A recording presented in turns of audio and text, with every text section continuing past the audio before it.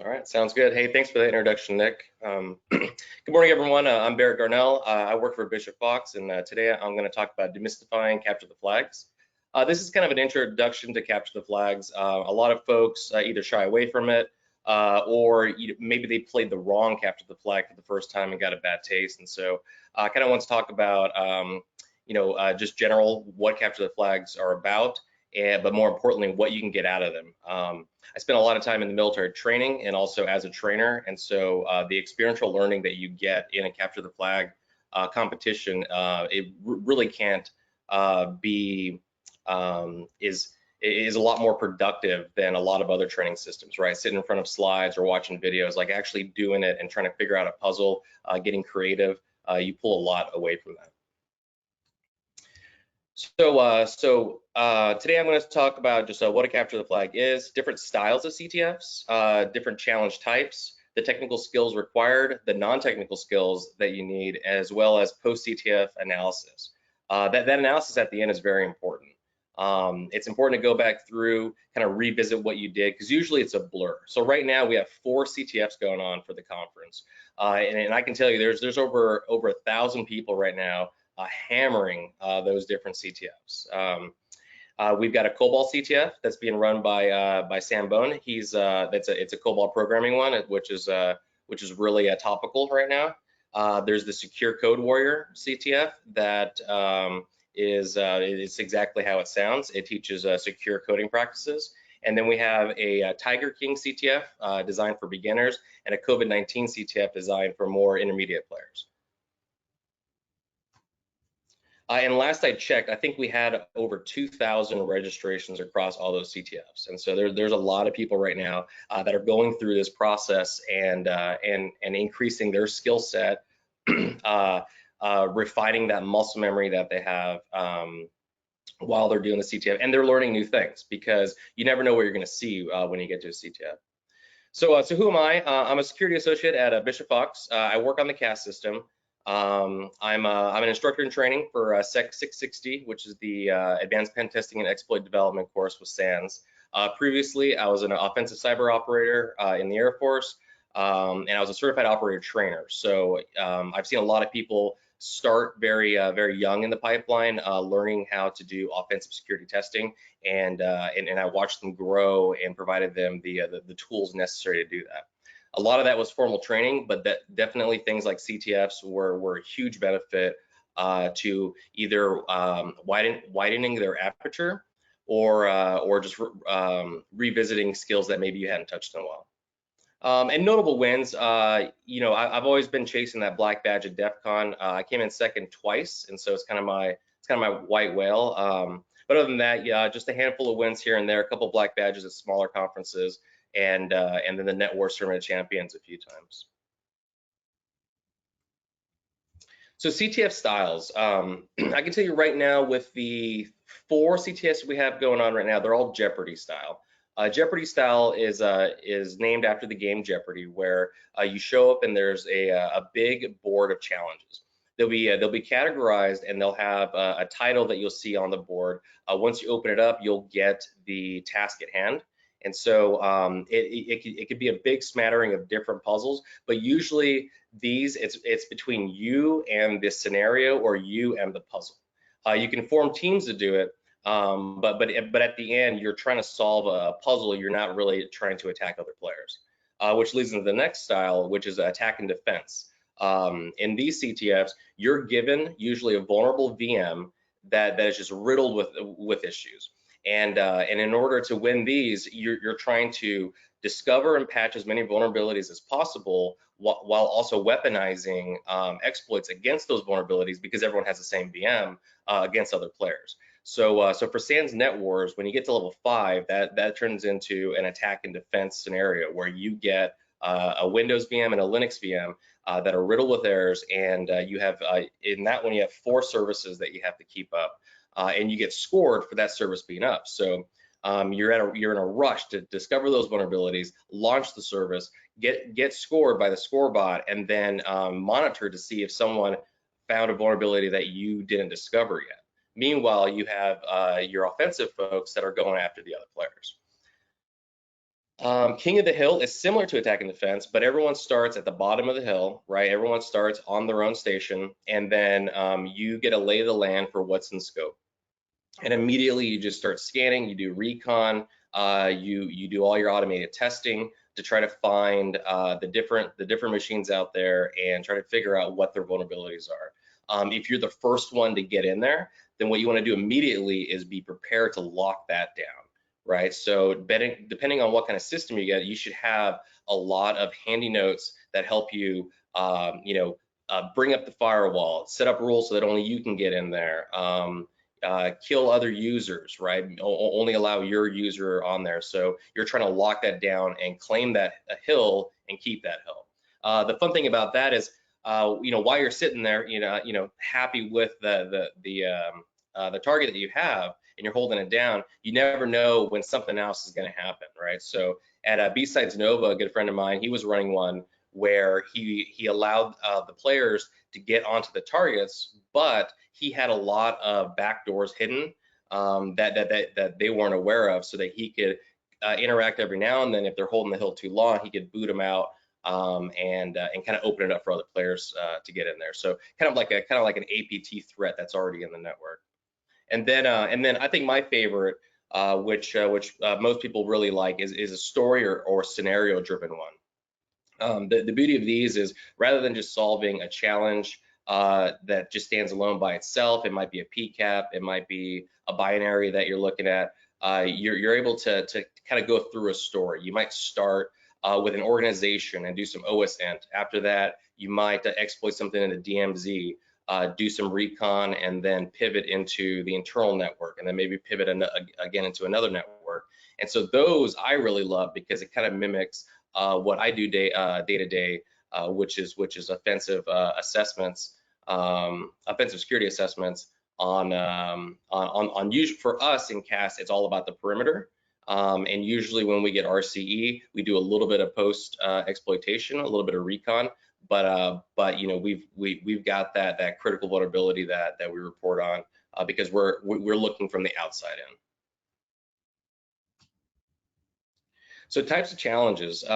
You'll see a lot of challenges referred to as crypto, and sometimes it's a misnomer, right? Sometimes it is legit cryptography, right? So the challenge might give you a couple variables that you need to implement RSA encryption, and you have to know the math to kind of figure out the other aspects.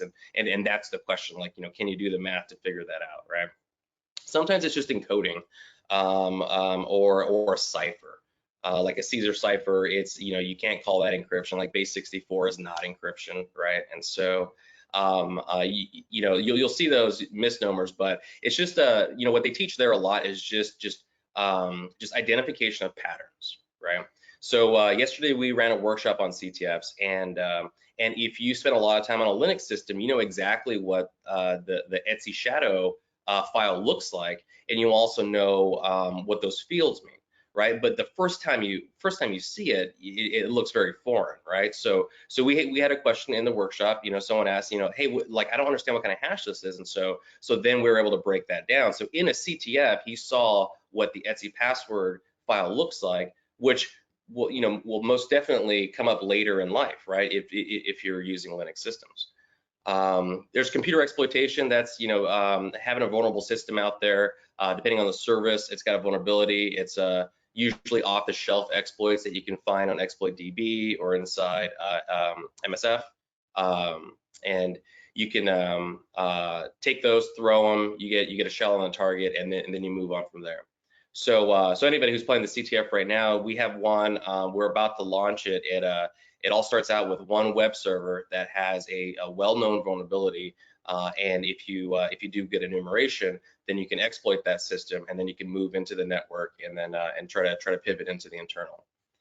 Forensics is a whole class in itself. A lot of it is very, very practical, right? Folks who like the forensics puzzles, like Nick likes forensics puzzles. It's all about using the tool sets and trying to pull information out of memory captures, out of files on disk, right? A lot of it relates very well with incident response. if you're doing that in a CTF, you might get exposed to some different techniques or different skills that you can take back. Programming, a lot of times a challenge will just require you to do some scripting, right? Open up Python, and it might be something as simple as make a web request and get a number, but we're going to make you do that 1,000 times, right? So maybe the first challenge you'll do it 10 times, so you can do that by hand. But then you're required to script, import the request module, set up your script to go ahead and do that 1,000 times. And then reverse engineering. So this is actually, out of all the categories, I'll admit this is my weak spot. With reverse engineering, you got binary exploitation and reverse engineering, where folks that are just brilliant and kind of just live in hex come up with these really creative puzzles they range in difficulty. And I think this is one of the things that really shies people away from CTFs, is because depending on where you go, that might be what the CTF's all about. And if that's not your skill set, it's very difficult to jump into that. That takes a lot of training. And then trivia, puzzle, web is super popular, especially with the huge boom in bug bounty programs and bug bountiers. A lot of it's web. Most of the industry out there, their surface area is web. That's something that we do in CAS as well, is that we hit a lot of web targets. And then miscellaneous for something that just doesn't fit anywhere else. I think we had one miscellaneous one that's like a QR code, right? And it's like an Animal Crossing theme. And we threw it in the miss category. So the technical skills, the tools and techniques, these are pretty straightforward. The more you know about the different operating systems, the more effective you're going to be in a CTF. So you need to show up with base knowledge of how the Windows operating system works, right? As you play CTFs, the harder the challenges get. If they're based around Windows, they'll be more and more in the weeds of how Windows actually operates, right? You might get like a GPP that, like a group policy that you would have to then dissect to sort of figure something out, right? Or just other aspects, like maybe a carve out of the registry, and so you have to study these different aspects of the Windows operating system to be able to answer those questions, right? Linux, you're going to see a lot of Linux targets in CTFs because there's no licensing. It's really easy to go out and grab a Linux image or a Docker image, and you have a lot of creativity that you don't necessarily get in Windows to create challenges. Infrastructure is huge, right? When you show up at a CTF, oftentimes you're at a conference, the internet's spotty, maybe there's no Wi-Fi, maybe you don't want to connect to the Wi-Fi, so you get your phone out, you connect it to the hotspot, but then the CTF network, the targets that they have are on a different network, right? So now you need to dual home that, because you need to be able to do research. You don't want to be sitting there Googling on your phone for command line syntax and then trying to transcribe that into your computer, right? So just like networking and infrastructure, it's really important to know how to work with IP tables in Linux, how to work with the Windows firewall, how to set rules, how to do creative routing. If you've got your host machine and a bunch of VMs underneath it, being able to get everything set up where your host and the VMs can talk to each other, where you allow VMs to talk out publicly, that just takes a lot of work and a lot of knowledge to figure out. And that also leads into more advanced red teaming or pen testing when you get into pivoting. When you land in a DMZ, you need to know enough about networking, network segmentation, about different rule sets that you might run into, what sort of devices you might be in your way, like firewalls or proxies. That kind of knowledge in a CTF really translates well to just regular life. I mean, just setting up your home internet, basic networking knowledge is huge. And then of course scripting. I'd say that Python's probably every red teamer's favorite language, just because it's you can import anything, and it's really easy to just start writing Python, and you can do so much with it. So anytime you're sitting there in an interpreter, or you're sitting there in in VS Code and your type and your coding and your scripting, that's a good thing, right? Maybe you don't get a lot of that at work, but you can get that in a CTF or other side projects. So technical vignettes. So I mentioned these technical skills that are important, and so I just want to kind of relate that to just my personal experience with it, and how I was either able to take my work experience and apply it to a CTF or vice versa. There's an IoT CTF hosted by the Independent Security Evaluators. They're a small company out of Maryland. They run this IoT CTF all over the place, but they also run the IoT Village at DerpCon. And so the setup is it's mostly off-the-shelf exploits for IoT devices, but the way that they make it more difficult is they do a lot of network segmentation. You might throw an exploit at the first target, but for you to be able to throw it at the next target, you're going to need to route your traffic. You're going to need to pivot at least 2 or 3 times, and you're going to have to do all that on these IoT devices that don't have the tools you're used to. So just to play that CTF and to get good, developing your own tools, cross-compiling binaries, and then just learning about different IoT devices, what Linux kernels they have, what's available to you, as well as the different architectures, right?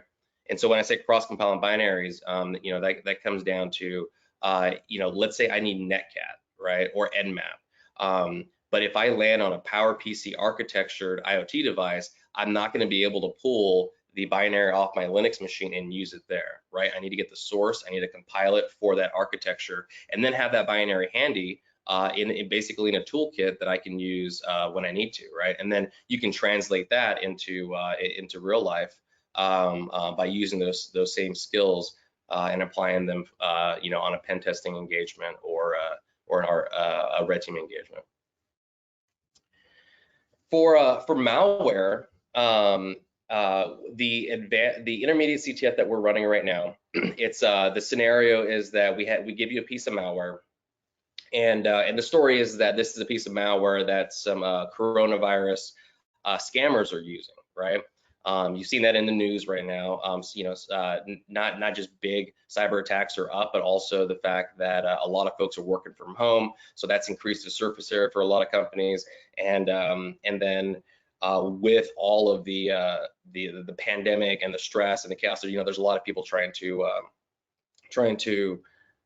take advantage of that situation, right? So we have that scenario running, and it all starts with a Linux binary that is calling out to a C2 server right now, and so using some rudimentary skills to analyze what that binary is doing, taking a look at strings on the binary, looking at the network traffic to see what that's like, capturing that in line. Oftentimes folks who do this professionally, right, they'll have a rig set up where they can set up the networking where as the malware is beaconing out, you've got something in line that's just beaconing back saying, yeah, I caught that, to see what the malware is going to do.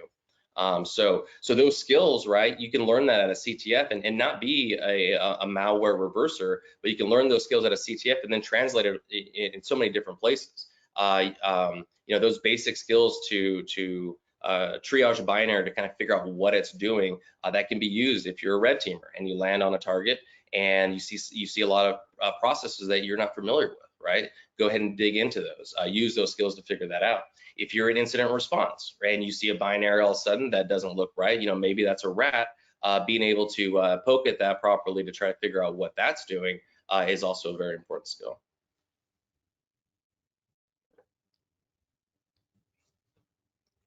Non-technical skills, I think these are more important at times than the technical skills, right? CTF puzzles range in difficulty, but one thing that they all have in common is the person who wrote it was trying to be creative, right? So it's going to take a very creative mind to try to figure out what they were getting after. And CTFs are not easy, right? Folks give up because it's difficult. It requires a lot of learning, right? If you've never written an application in Node.js, but then you have a CTF puzzle that is in Node.js and it's asking you to do some trickery in Node.js, you have to go out there and you have to research, you have to learn. and you have to do it at a rapid pace. And so you have to be persistent and you have to be resilient when you're doing that. One thing that we harp on a lot with everything, whether it's doing assessments, whether it's doing workshops with folks, or just plain CTFs, note taking and logging everything, and then analysis of that is super important, right? You want to take notes all throughout the process, even in the heat of a CTF, because you want to be able to pull from those notes later, right? You also want to revisit it when your head is clear and read through and kind of see your process. Maybe as you read through that second time, some things will come up that maybe you overlooked at the time, right? And this is very important if you're doing assessments, if you're doing IR. You definitely need to take notes everywhere you go. With that, hand in hand goes logging. You should be logging your network traffic. You should be logging any web requests that you send out, and you should be taking a look at those logs later. One thing that I do is I script all my windows. So anything that I do in a terminal, I save that off for later. That's important on assessments to know how you interacted with your client. That's also important if you had some good commands that you want to use later. If you've saved that those commands that were run, you can build out what I call pastables, which are just really quick, easy. Let me grab this big CLI command. Let me change a couple of values, and then I can run it. And then attention to detail. Attention to detail is huge because and this translates directly, obviously, to real life. But with attention to detail, CTF puzzles, right? Usually there's a trick or a clue somewhere buried in there, whether it's the description or the name. Folks who write these puzzles, they spend a lot of time trying to be creative, like maybe put in a pun, which then will kind of give you a hint as to what the challenge is, right? And that relates perfectly with just that attention to detail that is helpful when you're doing an assessment, right? So I talk a lot from a red perspective, but when you land on a target system, one thing that you should always do is do a complete DIR listing of the system and organize it or sort it by the last modified date. Doing that is going to push either at the top or bottom all of the recently modified files. And that's important because recently modified files that should not be modified should be a hint to you, right? If you were to take a look at your machine and look at the last modified date of like PS or the list process binary, it's probably old. It's probably a couple years old. If you see that it was just recently updated, then something fishy is probably going on, right? So that's important from an incident handler IR perspective, because that can mean that perhaps the binary was dorked by an attacker, and then it's also important for the red side, because you want to know what this system is doing and how the system is trying to catch you. One thing that I try to relate to people with the non-technical vignettes is geocaching or escape rooms. I'm sure that some folks here on the webinar have done some geocaching or played in escape rooms. When you do that over and over again, you start seeing these common techniques, right? You start recognizing these patterns, and that happens in CTFs too. You see common techniques that are either used by CTF creators. Sometimes those same techniques, or they learn those techniques from malware developers, right? Ways to strip symbols out of your binaries to make it harder to RE, things like that, right? So you start seeing that, but then also you get a really good lay of the land when you see certain puzzles. One thing I look for all the time in escape rooms is I look for wear and tear, right? If it's an escape room that's been around a while, people are usually pretty rough and they're pretty excited in there. So you'll see like scratches next to something, or you'll see a piece of furniture that's kind of loose. Maybe it's like a false door, right? And so the more you CTF and the more you're doing this, the more familiar you get, right? So the more process lists that you look at day in, day out, and you got that attention to detail, the more you're going to see what right looks like and what's weird, right? And then again, I've already talked about this ad nauseum, but that note taking is critical. Your terminal screens, your web requests, your network traffic, your proxy logs, save everything. That's only going to help you in the future, right? Data storage is cheap. save that aside, and just kind of have that evidence and have that information for later. And then this is, you know, my favorite part. This is Nick's favorite part, right? Socializing and teamwork. A lot of the organizers for this event, like we've met, like some of us have worked together, but a lot of us, we just met at conferences, right? And either we, you know, we were doing something together, or we decided to team up on a CTF, and then, you know, we just became friends after that. You know, the socializing part is fun, right? The in-person CTFs are my favorite because you know, it's always fun to, like, you know, rib rib on, you know, your friends and just kind of compete with them about, like, you know, who can capture the most flags. A really good takeaway from that teamwork, like if you're a group that you like if you're coworkers and you do a CTF together, you get to know more about your teammates. You learn together as a team, and you start to learn everyone's strengths and weaknesses, right? So a lot of CTF teams, people specialize. You know, so depending on how the team build out is, you know, everyone on the team knows, like, oh, well, this person's the best web person, right? Or this person's the best RE person. So you start a CTF, there's a big Jeopardy scoreboard, there's, you know, 50 puzzles on there, and you start going through them. And if you land on one and you realize, oh no, this is like a really hard RE puzzle, and I'm not good at that, I'm going to back off and let my teammate who is better at that do it, right? So something with my team back at Bishop Fox is we all have a unique skill set, and we always know when to bring somebody in depending on what the scenario is, right? So if we get RCE and we're doing post exploitation, you know, there's John, he comes in and he's like a one-man red team, like he will just tear that internal network apart, right? And then you know, another coworker, Nate, like he's got an insane encyclopedia of bug bounty techniques that he's brought to the team that a lot of folks not being from that background don't have, right? So you know, really creative ways to do server-side request forgery, things like that. So yeah, being able to leverage the expertise of others, bonding with your friends, with your coworkers, and then learning how to communicate effectively. I think CTFs are a great way for a group of friends to really figure out how to talk to each other, because things get tense, right?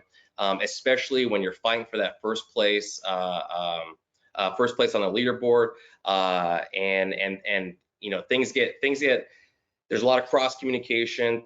People can get heated very quickly, and so being able to, like, effectively communicate in the heat of the moment, and also being able to, like, flow communications, right? So with my group, when we played the Sans Net Wars, Nick, he went ahead and wrote an awesome Slack integration with his tooling, right? So he had this automatic exploitation that would happen, and whenever it would land a shell, we would get a Slack message, right? So we were able to automate that piece and then get that notification and then interact with the target that we just landed on, right? It was usually Nick's boxes that we were hitting. And then at the end, the knowledge sharing is great. There's only so much you can cram into your brain, and it's nice when you can get the cliff notes from a friend, when he can kind of give you the high points, or if it's you know, or if another friend has taken a course, right, and then she can just pass you, like, well, here this was the good part, a lot of it was fluff, right? So that knowledge sharing as a group is really effective. Post CTF. This is important. A lot of folks will play a CTF. You know, they'll get some flags. Their download folder is a mess. They're pulling all the binaries and doing things. They're kind of taking some notes here. But that like rapid experience of doing that CTF isn't really going to sink in as much unless you revisit what you did, right? So after a CTF, it's very important to go back. If you've taken good notes, you can kind of relive what you did. If you've downloaded the binaries and also like scrape the website and have the puzzles, you're not going to be able to score yourself, but you can kind of go back to a puzzle that you haven't finished. And by doing that, you keep adding to your skill set, right? And you also can add to your tool set. One thing that that my friend Wes and I do, we keep like copious notes, and then from those notes we have a lot of pastables that we can quickly search through. So if I need to like, this is more CTF because it doesn't work too often in real life, but like, let's say I need to use MSF Venom to create a interpreter payload.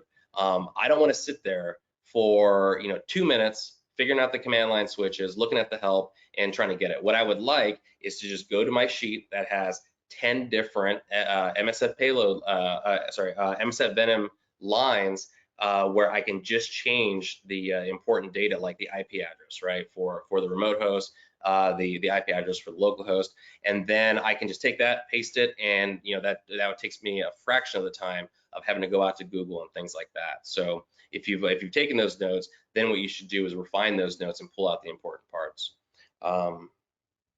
A great thing about the CTF community is that there are tons of write-ups. There are varying rules depending on the event, but I mean there are just hundreds of write-ups, and by reading through those, if they're detailed and they explain things, you can learn a lot about like the underlying technology, the underlying vulnerability, without even playing that CTF or playing that challenge, right? Because people are sharing this knowledge out. There's video walkthroughs everywhere, right? John Hammond, he's playing the CTF right now. He's got a bunch of video walkthroughs for different CTFs and different tools and techniques. I mentioned Nick earlier, right? He's also pretty popular on YouTube because he does a lot of the hack the box video walkthroughs, right? And so, for an hour, you can watch somebody go through a scenario, and if they're very descriptive and they talk about what techniques they're using and why they're doing it, like, you can just pick up that knowledge just by watching. And then tooling is important. So one thing that that's really that really improves your skill set is doing something sort of the standard way and then taking away a tool, right? So so let's say you throw PSExec out of MSF console, right? So you throw PSExec out of there. It's a module, but now let's take that away. Can you still have the ability to PSExec without the whole MSF suite, right? And the answer is yes. You can go out and you can find Python scripts that'll throw PSExec, right? You can there's like PSExec from sysinternals that you can use, right? So now if you don't have that one tool, you can still accomplish your goal with these other tools, right? And when you sort of have that mind mapping of, oh, like, I don't have this available, let me try these things, right? If you land on a new Linux kernel, there might not be netstat. If you're used to running netstat all the time because you're old like me, and you show up there and there isn't netstat, like, you should already know, like, okay, not a big deal, like, I'll use SS, right? Forget what SS stands for, socket something, but like, there's other ways to get to where you want to be. And so sometimes it's just a matter of going out to GitHub and finding the tools. Other times you write your own tools, and you can customize those tools. You can integrate those in with automation. And then testing's huge. Being able to set up your own home lab. I know there's a really active Discord channel right now for the home labs, but setting that up, you can do it smartly. You can do it all from scratch and make that artesian Windows domain at your house, or you can go find GitHub repos like Detection Lab that'll do a lot of that creation automatically, right? And now you got this Windows domain that you can start messing around with. You can figure out how to run tools like Bloodhound, and you can take a look at how the machines are interacting. You can go through the pain of like disabling certain services that Windows just really wants to have on, and see how that affects your network. And then the post CTF, definitely that analysis and self-improvement is important. I mentioned right in the beginning that RE is just not a thing that I'm good at because I don't spend a lot of time doing it. If my primary job was to write malware or to write exploits, like, that is something that I would focus more in on a CTF. But for me, my primary job is to find and exploit vulnerabilities and then to maneuver through networks. And so what I'm looking for are CTFs that help me do that better, because that increases my skill set. And so kind of knowing your own ability and where you want to improve on is important, right? It's always been on my list to get better at RE, but I just haven't had the time to do it. But you know, that I understand that's a weak spot. So what I try to do is I try to make friends with good reversers so that they can kind of fill that gap that I have, right? And then also, you know, it's kind of like symbiotic relationships. Sometimes folks who are really good reversers, they're not that great at pivoting through a network, because that's not what they do on a normal basis. And so you know, that goes back to that whole that team structure of knowing everyone's strengths and weaknesses and working together. And Nick, you're gonna hate me, but I'm on my last slide.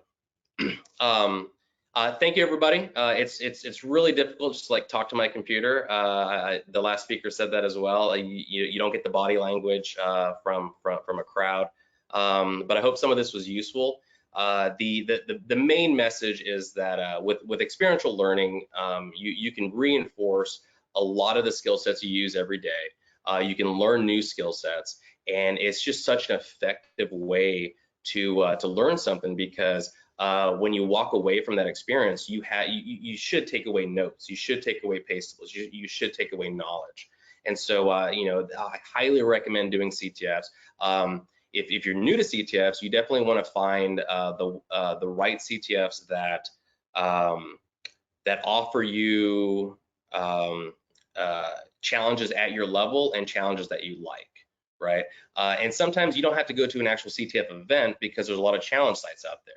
Like, for example, Hack the Box, just talked about that. They were amazing. They sponsored this conference, and they gave us a bunch of licenses to give out, right? And so that's a perfect scenario. Like, you don't have to be time constrained with a 4-hour or 7-hour CTF event. You know, you can have a range that you can go out and you can pick up and work on.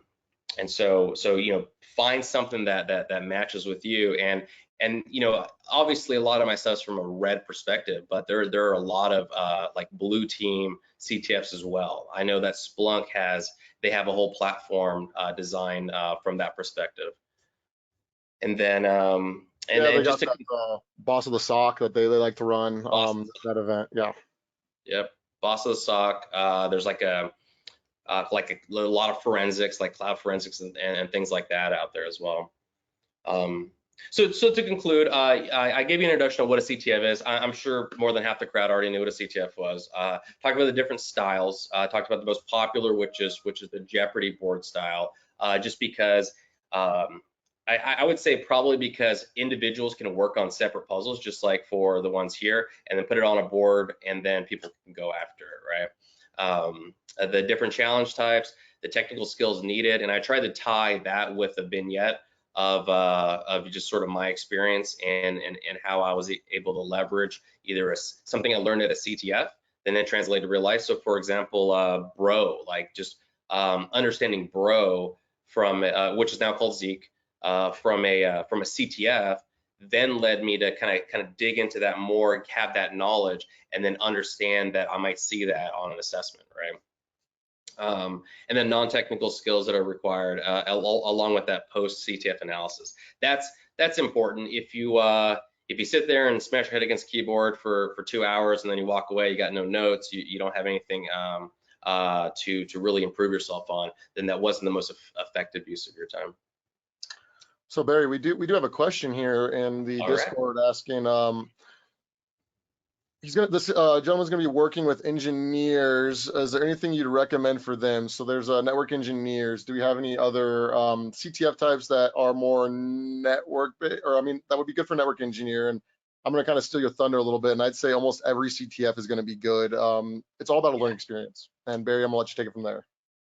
Yeah, definitely. Yeah, to echo what you said, Nick. I mean, every experience is good, because even if you're focused on being a network engineer, there are other aspects that provide value to you and to your profession. But one thing you'll see a lot of as a network engineer, maybe this isn't directly applicable, but but you'll see I've seen things where like you'll get like Cisco router configs, and you'll have to like understand how to read those and parse them, right? So if that's your job, like of course you can read that, right? But if you've never been on Cisco iOS and like tried to program a router, like that's foreign to you, right? But being presented with that from an outsider perspective, you can go out and learn it, right? And then there's a lot of packet captures to kind of look at things that are not right. So for example, I was taking, I think, SANS 501, and I was given a couple of VMs, and so actually I made a puzzle because I think it's out of date. It should be out of date, but what's it called? It's a HSRP, right? So I actually made a puzzle where I programmed HSRP, and then I did a packet capture to see that, oh, you can take the authentication out in plain text, and then you can actually crack that with John. And so like the lesson there is like, hey, this is really old, and it's really easy to crack nowadays. So if you're using this, you should probably upgrade to whatever the latest standard is. Any other questions, Nick? I don't see any other questions, but since we're here and I have you, I couldn't get the update from you because you're live. What do we have on the CTF scoreboards? What do we got going on? You want to provide us an update or anything? Yeah, so I'll give you an update. So there was a massive turnout. Last night we actually scaled up all of our servers. We're hosting 3 different CTFD instances. So those are our Jeopardy boards. We scaled them up. I think they're quad core and increased the RAM, but we just weren't prepared for how many folks showed up. So we're kind of victims of the con success. I thought maybe we'd have a couple hundred folks playing the CTF, but last I checked this morning, those 2,000 folks registered, and that was just in 2 of the CTFs. I know there's a lot of folks doing the Cobalt CTF along with the Secure Code Warrior. So if I can give a plug for that, definitely go check those out. We've got an amazing amount of prizes. It was insane how many folks sponsored the event as well as the prizes, and so I know that was a big part of the draw with the CTF. So I don't have the scoreboard in front of me, but I do know that we have some pretty hard scenarios in terms of a lot of like different skill set needed to get through them. I know that we are about to release another one, which is which I alluded to before, it's a lot of network pivoting. But yeah, Nick, if you've got the computer, you can probably talk to that. I don't have this scoreboard up right now either, but later we'll provide an update with the scores. The CTFs are amazing. We do want to, like I said, give another shout out to our sponsors. Without these sponsors, I don't know if this con would go to what it is.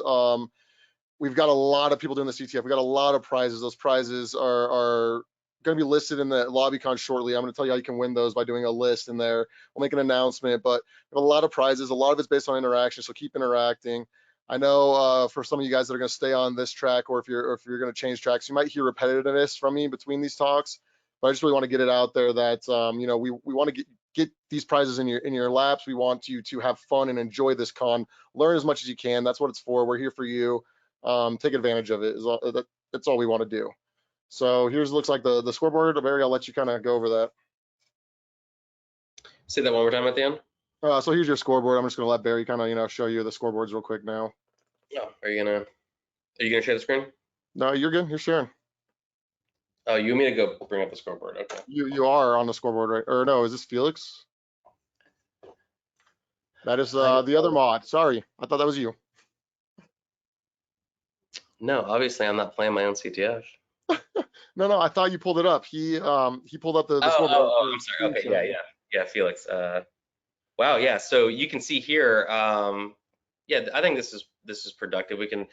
So this is CTFD. This is what you'll see a lot of CTFs run off of, just because it's open source. It's a Flask application, and it's pretty easy to set up. So we went through from the admin panel. We added a lot of challenges that we created. And there was a lot of different folks doing it. If you can you scroll back up, Felix? You can see it does a nice little growth chart on top. Go ahead and go to a challenge real quick. So while we're doing that, we also have a question that came through in the chat channel that I might have missed a little bit, but do any of the CTFs deal with cloud-based challenges? So, I mean, a lot of it's cloud-centric infrastructure, but I'm assuming this question is asking, do you target any cloud-specific things? I might be wrong on that question. So it's Hobbit says, or Hobbit says? Hobbit says, wow, yeah. Hobbit says is asking that question. So if you want to give us a little more detail on if you're looking for if we're hosting it in the cloud or if you're trying to attack cloud, that might give Barry a little more to go off of. Yeah, so obviously most of them are hosted in the cloud just because it's easy to spin up and it's easy to scale if you know what you're doing. I have played one CTF that had a really cool AWS exposure challenge, right? So they started you off with like an S3 bucket that was open, which then kind of led you to getting IAM credentials to then enumerate everything you could in that account, try to figure out what capability you had in terms of starting up services, taking down services, looking into secrets. And so it's really kind of dependent on the challenge creator if he wants to go and set all that up, right? Because that's risky, right? If you're gonna give people your AWS credentials, even if it's just a throwaway account, you really need to know your craft to be able to contain those folks to where you want them to be. We have a little bit of time before the next speaker. I don't want to just like talk about the CTF unless that's beneficial to anybody. Are you on chat there? I am on the chat here. So we have people talking a lot about CTF, so I'm taking notes. The conversation's kind of rolled into, you know, taking notes is critical, not just for CTFs, but we're looking at what people use for note taking. So that's kind of what's going on in the conversations right now. I don't know if it'll be useful to talk about any of that.